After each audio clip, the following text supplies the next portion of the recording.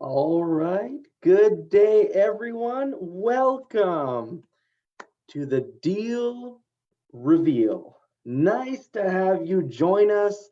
We have gone a good stretch without a deal reveal because we gave you a 5-week long training, the Quick Start Boot Camp. So I hope you enjoyed the last 5 weeks. Today, we're back at it. We are going to show you a deal being revealed by one of our very own Now for Tomorrow Club members, JK Partners. Tony is going to be showcasing his deal tonight. And so, Tony, I just gave you panelist access. There you are. Fantastic. So, before we get started, for everyone new, welcome. Every Thursday, 7 p.m., we come here and we showcase a deal. We show you how you can analyze deals lightning fast and get excited because we are going to be looking at deals which have numbers quite radically different than what I'm sure you're used to in your local real estate market. So we are investing when and where the numbers make sense. And so today, Tony is going to tell us about his most recent acquisition, a deal in Akron, Ohio. And I won't spill any of the beans. Tony is going to tell us, he's going to do the deal reveal for us. He's going to tell us anything and everything he wants to tell us about this deal, this property, which is now cash flowing nicely for Tony in just a couple months span from start to finish.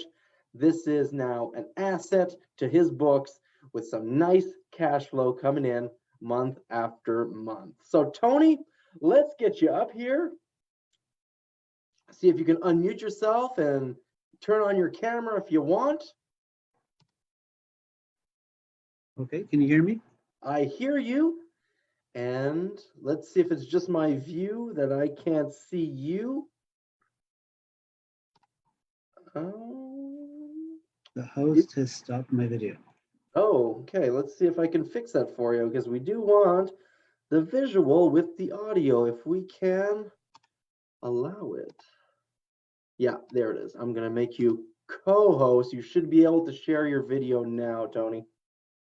There it is. Hey, there he is. There he is. All right. How are we feeling?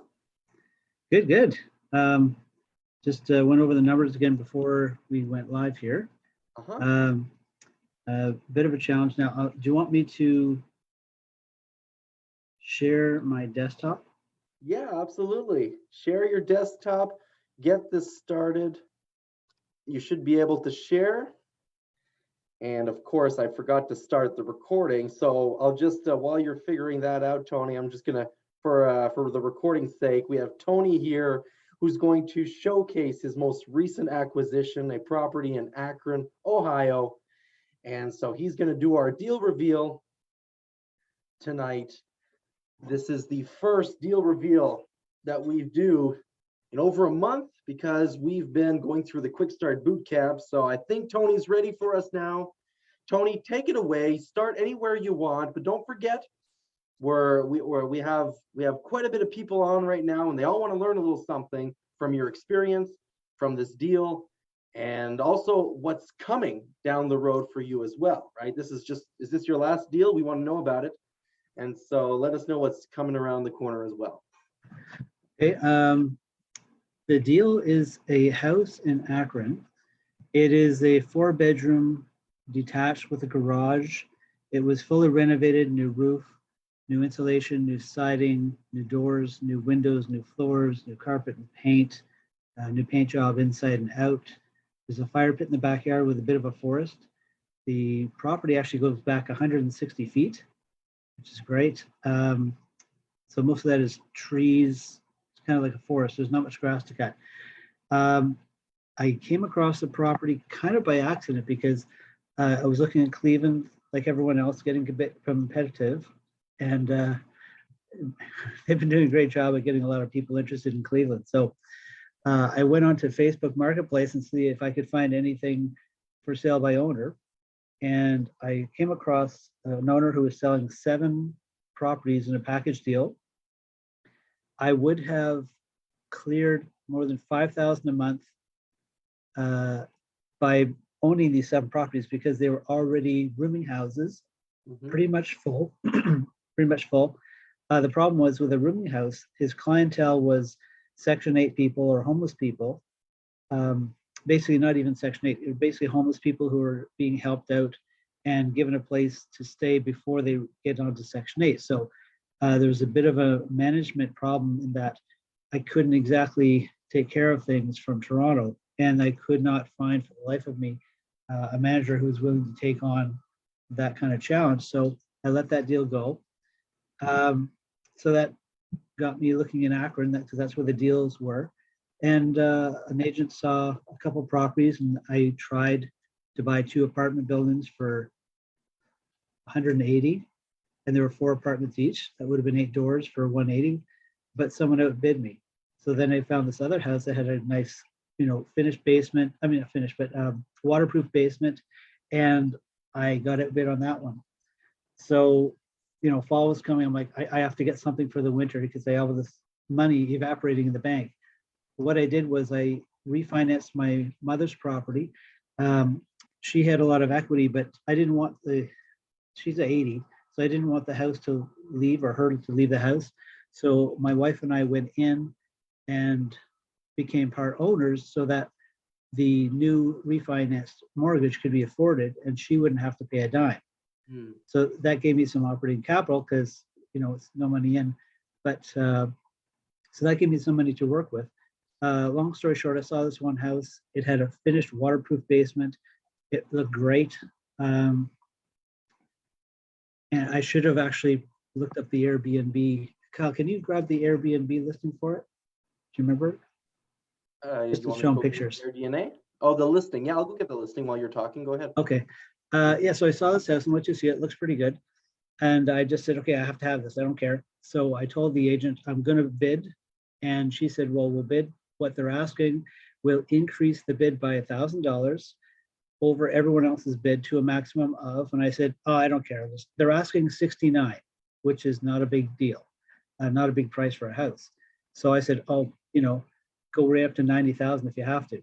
So I eventually won the bidding war at 76,000 because 2 other people maxed out at 75. So I went down to Akron to close the deal, went into the house, and we just started buying furniture and setting it up as an Airbnb, which was an interesting project because I have a list from Janie of all the stuff you need to buy, the towels and the baskets and the lamps and this and that. And it was quite a challenge because I had to get furniture, but no one had stock because of the COVID supply chain problem. So I literally woke up. We stayed in the hotel initially. I woke up from a sound sleep to look at the TV, and there's this commercial on TV say, hey, LaSalle Furniture going out for business, blah, blah, blah. And I'm like, oh, that's really cool. I need that. So I wrote it down, went into LaSalle and talked to a guy named Jimmy, and he says, yeah, I got everything for you. So I got a folded away sofa bed with an ottoman for $1,100. I got really nice mattresses, like 10, 11-inch thick memory foam mattresses.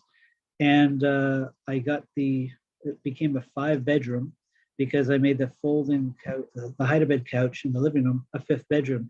The attic completely finished, put bunk beds up there, and half the attic is empty. So I'm calling that a yoga space. So it sounds good on Airbnb. So it's a 5-bedroom with a fire pit. And Kyle gave me some advice, which I didn't take, and I regret it because he said, don't go cheap. And I'm like, do you think anyone would want this? I don't know. So I'm like, I'll just throw something up on Airbnb and see if there's any interest. And inside of 24 hours, I had a booking. I'm like, oh my goodness. And then I had another guy saying, hey, we're coming from Arizona. Can we stay 3 to 6 months? And I'm like, sure, let me just cancel this first guy. Anyway, so in there right now is 4 adults, and they're from Arizona. They're going to be 3 to 6 months in there. They're paying, I gave them a deal on rent because they're longer. $17.50 American. So that's what I'm collecting right now in rent. I'm in the house for 76. I put about 25 in for furniture because I had to buy a brand new fridge and a nice gas stove and all the bells and whistles and the laundry machines and everything like that. So a round number would be about 100 I'm in for. And with 1750 in, as you can see here, 1750 is the rent there. Now, management I have, because I'm kind of doing it all myself right now, because it's the only one and I want to understand what's involved and how it's done. So right now it's at 0, but later that could be 10%. The repair, this house was completely renovated by a construction guy who has owned it for 20 years. And he was so offended that I had an inspector go in, and the inspector actually found something wrong. And he was so offended that he will not let anything else go until everything's perfect. So that's the reason, is that there's no repairs because everything is new. I mean, he redid the wiring, he did the plumbing, he did the wall, floors, he did the roof, he did everything's got siding on it. And it was just turnkey and everything looked really good. So that's why I don't have much for maintenance or repairs. So this is the textbook definition of a turnkey, a real turnkey property, where you have a literal 0 in deferred maintenance or rehab to do at purchase. And then Tony just went in here and he put in furniture, staging items, wall art, fancy appliances to make it top of the market and make it into a short-term Airbnb, which was the original plan. And I did find your listing here, Tony. Let's pull this up. There we go. Here we have it. Maybe talk to us a little bit about these. Okay, so the initial picture here isn't of the front because I noticed a lot of the Airbnb pictures that look good just give the feeling of the place, and they want to communicate comfort, relaxation, peacefulness. So I'm doing that. This is the front here. As you can see, it's nice and pretty in full colors.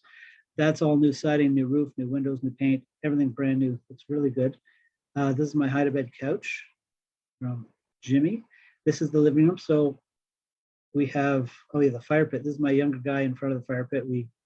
That was a pretty big fire too. So it's living room, dining room, the backyard. This is the entryway. And I tried to do some kind of shot in the dining room to illustrate that it's a nice setup. There's the whole dining room there. This I didn't get from Jimmy, I got from American Freight, but that's everything's on sale. It's like, that's a $700 table. And I got a TV, a 55-inch smart TV I got for $320 on sale. So now this place has 3 decks. There's a front porch, there's a back porch, and then there's a second floor bedroom has its own porch, which is amazing. It's the old garage, and it's the hill up into the forest of another 100 feet that I own. Other 2 bedrooms. And this is the attic yoga space, and there's the bunk beds in the other half of the attic. And this is the view from the second floor balcony, looking down the small backyard. There's our fire pit. And the front porch. And this little bit of furniture in the corner there, I had to secure the Wi-Fi because I have a security camera on the front porch and everything is run by Wi-Fi. So to protect myself, I had to buy a corner piece of furniture, cut holes in it so that the plug and the cable cannot be touched. So they're protected with the lock and key. So that's kind of a cool thing I got to do. I did the best thing I could. I got the best stuff I could find because I thought, this, if we ever go to the States, we would live in this. So I overspent a little bit on the furniture, but even though I did overspend, it's still making some money. And the next step is a triplex coming down the pipe, hopefully next week, he says. It's 2 bedrooms and a 1 bedroom. And it's going to look just like that house you just saw because he always uses the same siding and the same roofing materials because he's a roofer. He just does it all himself. So everything he sells is going to be completely rehabbed to perfection because he doesn't want an inspector finding anything wrong. And so that's why after I bought this house, I heard from the agent saying he's got 54 more that he wants to sell. And he says he's 60 something years old. He doesn't really care about money. He's been making $500,000 per year just by collecting rent. Whenever someone called, he'd go there and fix it himself. So all his properties are in perfect condition. So he has very little problems at all. As opposed to the first deal, I'm glad I didn't get the 7 houses. When I sent the inspector in there, he says, I just want to call you before I finish. Like, do you want me to finish? Because these are the worst piece of craps I've ever seen. These are just, this guy won't even change light bulbs. He's just the worst slumlord I've ever seen. So the other end of the spectrum is this one, where everything is all done. So I'm in Canada. Management myself is done by locks that I can pick up my cell phone. And I have someone coming in to do a quote on central air.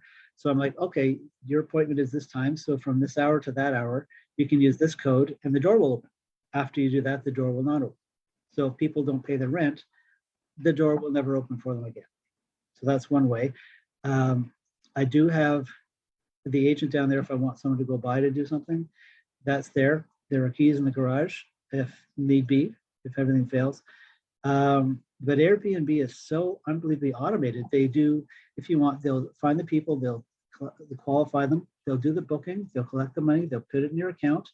They will put a notification up on the website for your cleaning person. The cleaning person just sees that job, says, okay, I'll take it. And they have their own code, which I can give them as a permanent code, or I can book it in as I want. And then the code system with the locks will even be worked with Airbnb. So this place really doesn't need any maintenance unless someone breaks something. That's why I'm doing the management myself for now from Canada. But it's only been a month or so, so I haven't really got a lot of experience yet. So we'll see what happens.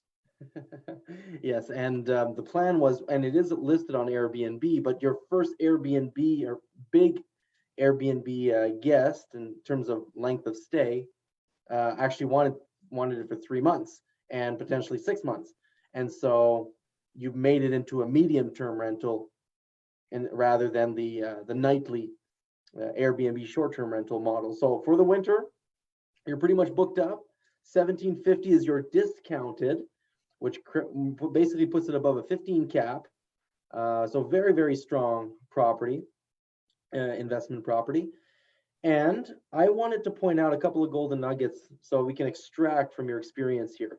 The first set of properties that you had, those group home properties, did the numbers make sense when you did the due diligence? Did it have good cash flow? It had amazing cash flow. So basically each house is a now 6-bedroom because he'll chop up the dining room and the living room as a bedroom, or maybe leave some area open for everyone. It's a common kitchen, but everyone has a little fridge in there, and they usually put a microwave in there. So each of those people are paying $440. So you have 6 rooms times $440 for a house that you only bought for $42,000. It ain't bad. So very, very, very strong numbers. So, phase 1 of your due diligence financials, check, right? Great cash flow. Phase 2, management. Whoop, that didn't work, right? You couldn't find someone specialized and someone to oversee that specialized investment. And so you backed out. On another deal, you went in, it checked off the financials. You found management for the second property, but when you got to, did you find management? I don't remember the story exactly, but when you got it inspected, right, the condition of the property is what made you shy away, right? The rooming houses I shied away because I thought, okay, sooner or later, all of these properties will need a roof. Mm-hmm. And there's asbestos in here. I need to put a ceiling piece there, and so on and so forth. And all the fire, the detectors were mostly gone. Some of the wall sockets didn't work. And then there's water in the basement, smell of mold. One place had termite evidence. And so the inspector was my eyes and ears. So when the real estate agent said, yeah, it looks great, I'd send him in. And now if you guys want to do an inspection in Akron, I have an inspector guy that will do it half price. because there's two levels. If you want him to do measuring and check all the circuits and all that is one thing, or he'll do a walkthrough as if he is a potential buyer and give you the impression for 150 bucks, which is will save you if you're doing like 5 at a time like I did. So, and also the agent I have in Akron now, she is, I'm not sure if you dealt with many agents, but normally if you say, I want to find information on a property online with retail, they 50% won't even call you. And then if they do, they don't call back. Mercedes, I talked to her once and said, oh, what about this? She says, oh, I'll have that videotape for you this afternoon, which I thought was amazing. And she did. She did 2 properties that one first day. I'm like, wow, this is great. So from that, she found properties that were sort of what I was looking for. And then we tried putting in a few offers and things. And then she found this one, and I just kind of made sure I got this one. And I'm really glad because it ends up now I'm in with this owner who has 54 more properties that he wants to sell. They'll all be turnkey. They are all around Akron. And so when I buy this next one, it's going to be, I know, I can rent it out right away for maybe $750, $800 a month, or I can Airbnb it. So we have this software or site called AirDNA that will give you estimates on, you tell how many bedrooms, what's the exact address. You don't have to pay any money for this either. You just put in the address and it'll give you a guesstimate. So the address with this triplex for one apartment, it assumes will make about $20,000 a year as an Airbnb. So I'm thinking, okay, call it 15 just to play it safe. That's still a lot more than the rent's going to bring in. The second one, if I want stable income through the winter, I can just rent out, call it $800 because it'll be perfectly clean. And with those 2, I can keep the third one. Or if I want to jump down to the States, I got a place to stay for free. So that's the next plan. The beauty of short-term rentals is whenever you're in town, these are properties that are very readily available for your own personal use. And so obviously the strategy in Akron may be useful if you're in Akron and wanting to project manage, or you're wanting and you apply, you get your visa and you make this a full-time thing. Well, you've got, nice properties to stay in yourself, but you can also think of more luxury vacation rentals in southern US as well with that same concept. So there's a dual purpose to that type of an investment property as well, which is nice to have. So tell us, maybe just to wrap this up, what's next? So you performed with the seller, you bought a first property, he liked working with you, he says, hey, here's the next one, here's a triplex. So how is that planned out for the next couple of months, couple of years? Like what's the plan with this? So I texted him this morning actually, and I said, how are we looking for tomorrow? He says, oh, it'll probably be next week. I said, any idea of the price? He says, no, not yet. What he's doing is he has a friend who's kind of into real estate that's going to give him some idea of what it's valued. I think he regrets letting Miller go because although I paid $76 for it, which is really overpriced, but he put in almost $50,000 of renovation in there. And so it's like you bought a $30,000 piece of garbage and someone else went through all the headache of fixing it up at $50,000. So I paid $76. I'm like, thanks, because I don't want that problem, especially from Toronto. So I said, okay, well, that's great. And I went to his house and we were talking about stuff. And he said, yeah, okay, I'll let you have first dibs on the next one. I said, great, whenever the next one's ready, let me know. So he's saying next week for a triplex. And he has 2 other houses coming down the pipe that he hasn't put the siding on yet. So that will be, he said in the fall. I'm like, well, we don't have any leaves, but who knows what he means by the fall. But he's going to have 2 more houses. He wouldn't give me the addresses, but I think he's wanting to, make as much as he can before he gets out of the whole game here. But in the triplex, the area, the comps were 40, 55, I know this thing's going to be perfect. So I'm like 65 maybe. I don't know what he's going to ask yet. But even if he asks 100, because of the Airbnb model of doing things, you make so much more money. and you have more flexibility. So instead of going with the low end of the market of the rooming house, which is equally profitable, you can still make, I don't know, well, if you have 6 rooms times 440, that's, you know, $2.5 grand a month for a very cheap house, right? You go to the other high end of the market of people doing short-term rentals.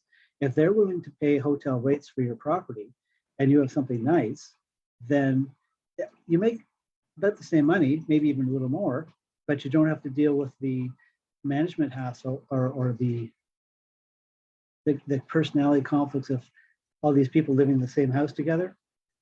Whereas I have a 5-bedroom here for you with a backyard and your own kitchen with a new gas stove that does convection as well. Hey, look at the new fridge. They're like, okay, I'd rather give Tony the money than the hotel because there's no one to bother him. You know, I have one neighbor and then 3 empty lots to the side that they could use for their dog or whatever. So it really works out better to go high end. It's more profitable, easier to deal with. And that the fact that have access now to 54 more houses that are really turnkey, really beautifully done, and there's no problem, then that's kind of like the best of both worlds. Absolutely, I love it. So just for everyone listening in here, Tony is clearly more of a cash flow investor. He's willing to pay higher, right? Higher, he's still in Akron, right? But he's willing to not take as much of a discount on the value of the property because the cash flow benefit is ridiculously higher. So that's the type of investor that Tony is. So that's why these are the type of properties and these are the type of investment moves that he's making. So there's a scale, right? The ideal is you buy everything at a massive discount and with massive cash flow.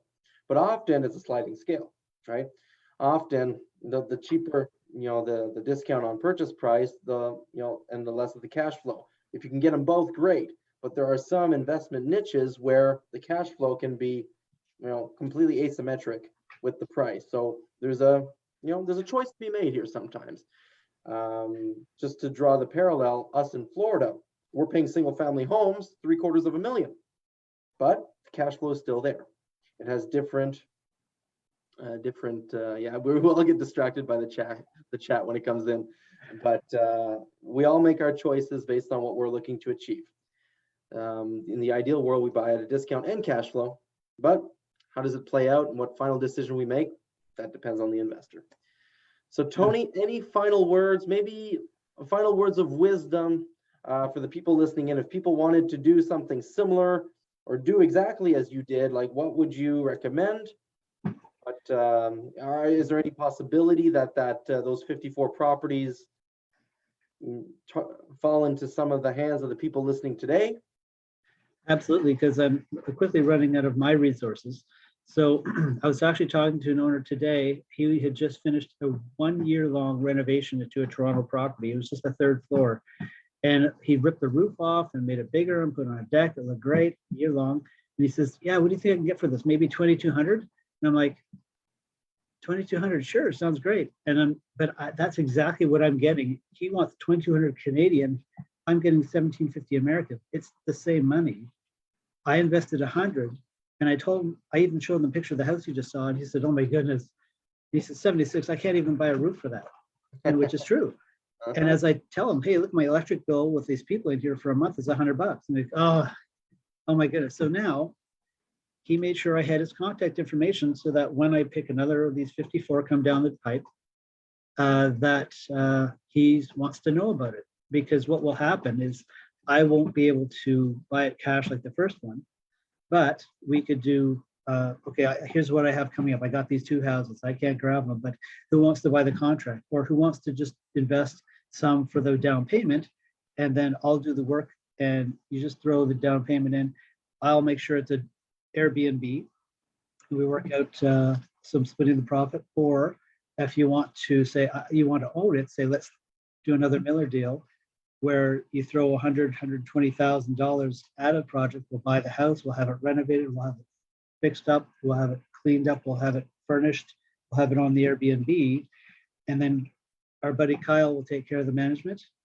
And then it's basically you sit back and say, oh, how do we do this month? That's also an option, because with 54 of them, and I know for a fact they will all be very well renovated, So there's no real maintenance issues for the first 5 years, new roofs, new windows, new doors, everything.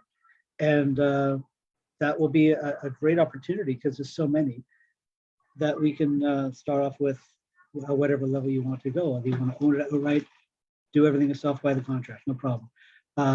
We'll buy it, fix it up, or just invest a little as the down payment. Thank you. So it is doable. I have yet to put $1 of my own money into this. So that's because I had access to some equity and we've done it that way. Your situation could be, different. Now the financing is, so I'm in for 100 and I want to upgrade the property, even though it's perfect. I want to add central air. I want to add fencing all the way around so that people can come with their dogs. I want to put gutter guards on there. I want to, a few little things here and there, central air, maybe even finish the basement, which is waterproof, but it's not usable. We Canadians have finished basements, but the Americans not so much. So I'm like, okay, I'm now talking to one of the brokers of how we'll hook you up with.